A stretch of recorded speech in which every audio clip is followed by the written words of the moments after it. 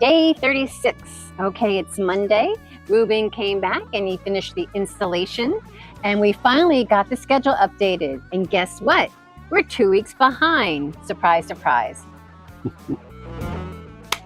Day 37. No work done today. So we are very concerned about the fact that nobody is physically really overseeing this job. So we reached out to the company and said, what's going on? And they said they spoke with the inspector who was supposed to come out and inspect. They sent him photos of all the work that was done. And he said, well, the HVAC guy didn't do the venting correctly, and he needs to come out and address that before he comes out, the inspector, to pass us, hopefully. So it has to go in a sequence, and we're waiting. The framing is done. We were hoping to get that passed so that the drywall could go up. So the HVAC guy has to come out and do what needs to be done to please the inspector. And he's coming out hopefully tomorrow to do that. Day 38. Okay, so Jerry the fence guy came out today and he took a look around, and he's going to add a little bit of fence on the side of our house to match the upside. He's also going to push the gate back. So we're going to get his schedule, and we're going to get that done probably in a week or so. And then Martin came back out, and he built stairs from our house into the mechanical room. So of course we could access the mechanical room. And then Edward, the HVAC guy, came back and he put the ventilation in the bathroom per Clark County code.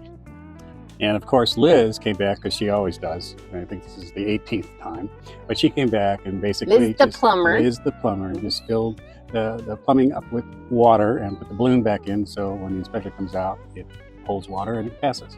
And tomorrow morning at 8 a.m. sharp, that's when the inspector is coming, and he's got a bunch of things to inspect. So wish us luck. Day 39. Okay, we had inspection bright and early at 8 a.m.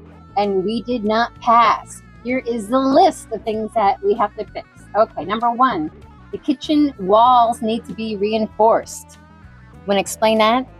Well, when the plumbing went in, the studs were supposed to be 2x6s, and they weren't.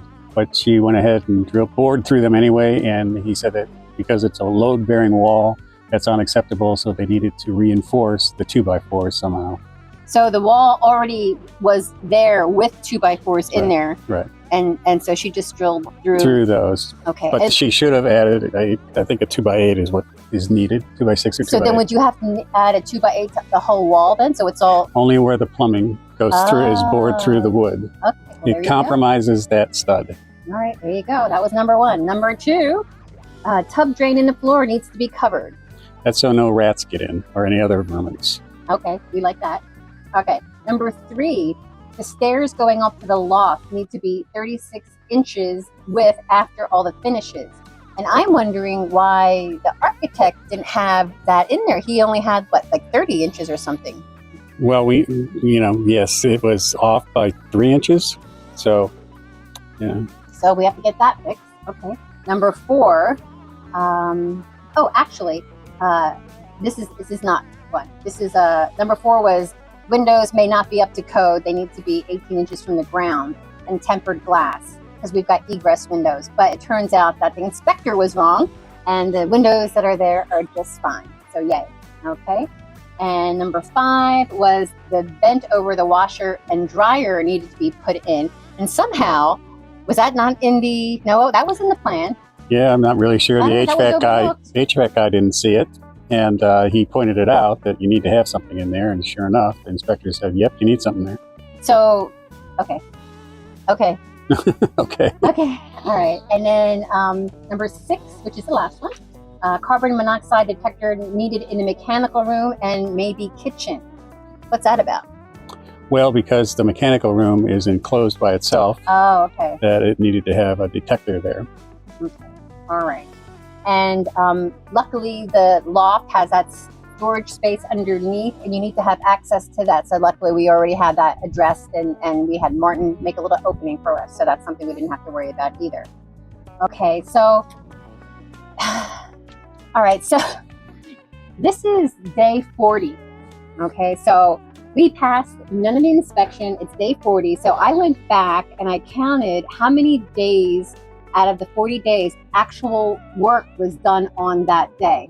And it turns out only 13 days was work actually done out of the 40, which is just crazy. So Rob and I are like concerned, and now we know we really have to say something. Things have been going sideways for quite some time. Yeah, we're too easy going. It's not that we're easy going. Yeah, we are. I am. But we had a relationship with these guys, and we don't know why, once the project started, someone else was in charge who had nothing to do with everything that we did over the past 3, 4, 5 months.